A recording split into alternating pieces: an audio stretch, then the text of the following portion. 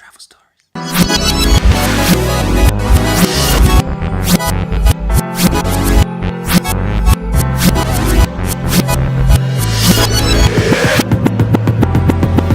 I made a video about this a long time ago, and it was complete shit. It was awful. It was the most cringeworthy video I ever made. It was a 9.5 on the cringe scale. It was so bad that it was a part of it contributed to a crisis, to the BradEarth crisis. I made a documentary about it. You can go watch it. Go watch it. Cringy shit. But it deserves a video in the Travel Stories series. So I went to Perth just to get to Canada, which sounds strange. But I was in Indonesia and I needed a way to get to Canada. And I wanted to go to Australia as well. So I thought, okay, I'll go to Australia. And I went to Perth and I was stuck in Perth for a few weeks. Perth was alright. It was a bit weird. I had to steal some flip-flops just to survive in Perth because my flip-flops broke. And I had to keep getting Western Union money. And I lived in the airport for a while. It was a memorable time. But also an awful time. So I decided to take the Indian Pacific to Sydney. Decided to take one of the true great train journeys. Maybe I'm gonna get a cold, I don't know. Anyway, I decided to take one of the truly great train journeys across Australia, across the continent, Perth to Sydney.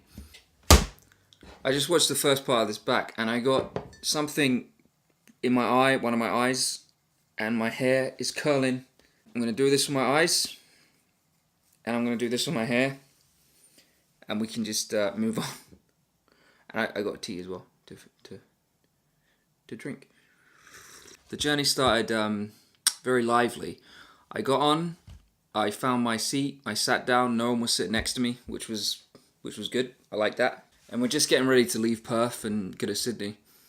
And a police van pulled up onto the platform. And I just saw it just pull up like this, like really fast and kind of, okay, something's going on here. And then 5 police officers got on and they started kind of questioning someone at the front of the train. What are you doing on this train, eh? That's my Australian accent. It's not a good one. What are you doing on this train? And the guy at the front of the train, he started kind of going, oh, I'm fucking going to Sydney, eh? I'm on the train, what are you doing, eh? Like this. Again, not a very good Australian accent, but deal with it. And they grabbed him at the front of the train and they were tackling him and kind of trying to, get him, wrestle him away from the seat. And then one of the police officers and someone who worked on the train kind of got us up, everyone in the carriage up, and they pushed us towards the dining car at the back. And we just had to wait there while the police arrested this guy and took him off the train. And they did. They took him off the train. They threw him in the back of a police van. And as we all, got our seats again, we heard this kind of metallic sound, like this banging. And the guy in the police van is just kind of smashing the inside of the van. And then we left. And then we went to Sydney. Australia. I was in Red Service, and Red Service is economy, and in Red Service you get a seat and that's it. It's quite comfortable. It's quite a comfortable seat. And no one was next to me, which is good. So I got 2 seats, 2 comfortable seats to relax on for the price of one. I was alone until like the first stop when an old lady got on, and she was like this kind of, hippie, free spirit guru type of person. And she got on and tried to go straight to sleep next to me. But she couldn't because the guy behind her was kicking her seat. It was like this kind of fat guy, this fat Australian guy. And he had nowhere to put his legs. So his knees were kind of bumping in. His knees were too big. His knees were bumping into the old lady. And she wasn't having any of it. She went mental and started a fight. started screaming at him, he started screaming at her. They went back and forth. So the first night I went to sleep to an old Australian lady and a youngish, fat Australian man fighting. So that was the first night's sleep I got. The mix of people on the train were kind of, working holiday people and travellers, old people, old Australian people, and middle-aged men. There was a lot of middle-aged men. There was a big group of them, like a bulk of middle-aged men on the train. And they all had very sad and sweet stories about... they were all kind of heartbreaking. There was one guy who hadn't seen his kids in like more than 10 years, who was going back to see his kids. And he showed me pictures of them, and he was kind of crying a little bit. There was another guy who just broke up with his fiancée or wife or long-term girlfriend because he didn't want kids and she did. So he had to leave Perth, go back to stay with his family. He told me that story while he looked out the window. So there was a lot of those type of stories on the train. It was interesting to listen to them as a young man and not a middle-aged man, and see these kind of broken men and hope that I didn't become one day. Yeah. There was only a few kind of smoke stops. There was like, I want to say 5, but it could have been like 6 or 7 for smoke stops.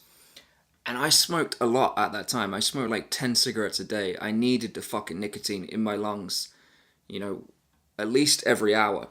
And there were like, hours and hours and hours between when I could smoke a cigarette.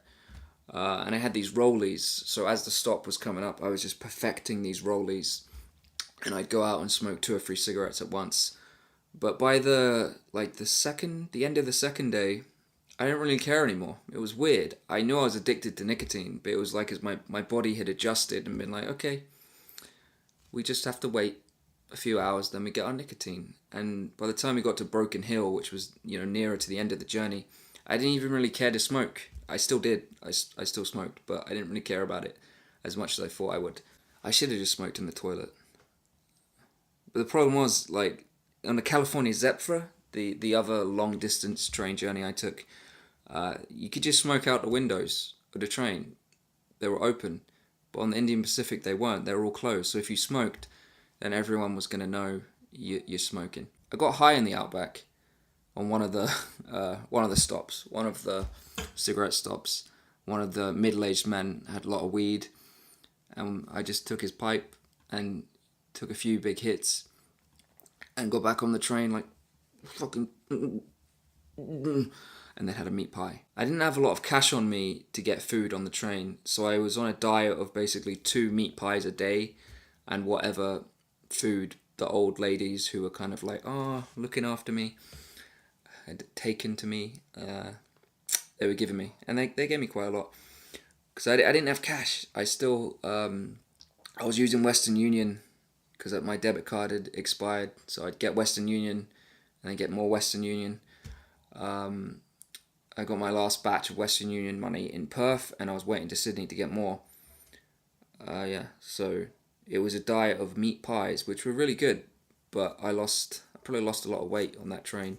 The train itself, and this is a real credit to Australia and the way they do things, and probably a discredit to the way America do things, especially trains. It didn't break down once. There was no problems. It just went. It went from Perth to Sydney in one shot. On the California Zephyr, we broke down every few hours.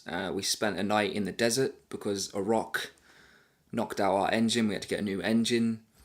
There was a lot of that kind of thing. But on the Indian Pacific, it just went. It went and kept going.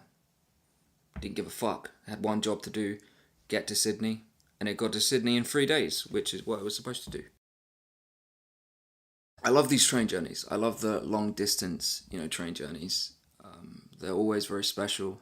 Always a lot of memories that come from them. Yeah. I want to do more. I should have done the Canadian when I was living in Canada. Vancouver to Toronto. I should have done that. And I want to go back and do the Gone as well. But yeah, I definitely recommend these long distance train journeys. They're very romantic. It's very romantic. And it's beautiful. It's It's very romantic. And I'm a romantic person, obviously. So the 3-year Mega Journey book is out soon. It wasn't out in December, like I said in a previous video, and it's not going to be out in January either, because I'm delaying it again. I'll make a weekly address about that, but it's going to come out soon. It's going to come out soon, so if it's out and you're watching this video and you find out about this now, then go and buy it. Go and buy it.